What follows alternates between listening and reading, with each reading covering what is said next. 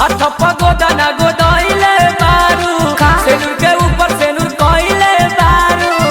का दिक्कत बा हाथ पगोदना गोदाइले बारू सेनुर के ऊपर सेनुर कइले बारू बता दए धनी बतिया आजू ह पहिला रतिया केहू के अपना दिलवा में छुपइले बारू हो केहू के अपना दिलवा में छुपइले बारू हो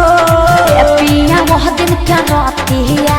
भइल रहे दूर बतिया सब काहे कइलू शादी से एक दिन पहले हम बोलैले रही हो शादी से एक दिन पहले हम बोलैले रही हो ए राजा का कहीं गलती यारबा के सुतैले रही हो ए राजा का कहीं गलती यारबा के सुतैले रही हो अच्छा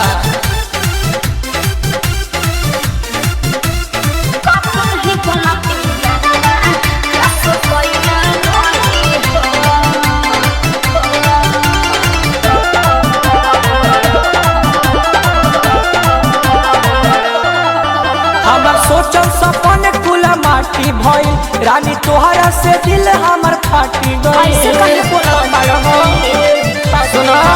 हमर सोचल सपन कुला माटी भइल रानी तोहरा से दिल हमर फाटी गइल गलती भइल कुमारे में ऐसा मन के संहारे में मरद के संघावा होला जवन कोइले बारू अरे ना जी मरद के संघावा होला जवन कोइले बारू हो ए राजा का कहीं गलती यारबा के सुतैले रही हो धोखा भइल बा ए राजा का कहीं गलती यारबा के सुतैले रही हो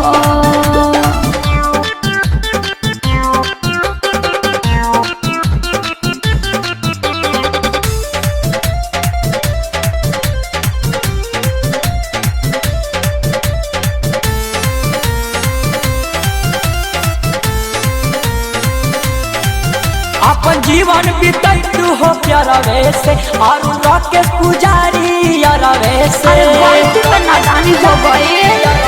अच्छा अपन जीवन बीतै तू हो प्यारा वैसे और राकेश पुजारी यारा वैसे सुन ली ना बोला। कुछ उपाय करी सचिन सिंघानी जी बाबे रितेश के नाम है जवानी जी तब काहे हमारा से शादी तू रचैले रहू हो का तब बोले काहे हमारा से शादी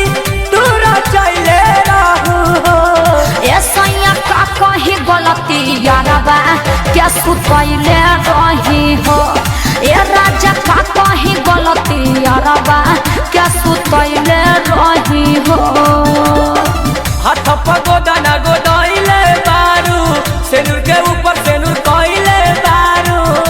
बता दए धनी बतिया आजू ह पहिला रतिया केहू के अपना दिलवा में छुपइले बारू हो केहू के अपना दिलवा में छुपइले बारू हो ए पिया वह दिन क्या रतिया भइल रहे दूर बतिया सब काहे कइलू शादी से एक दिन पहले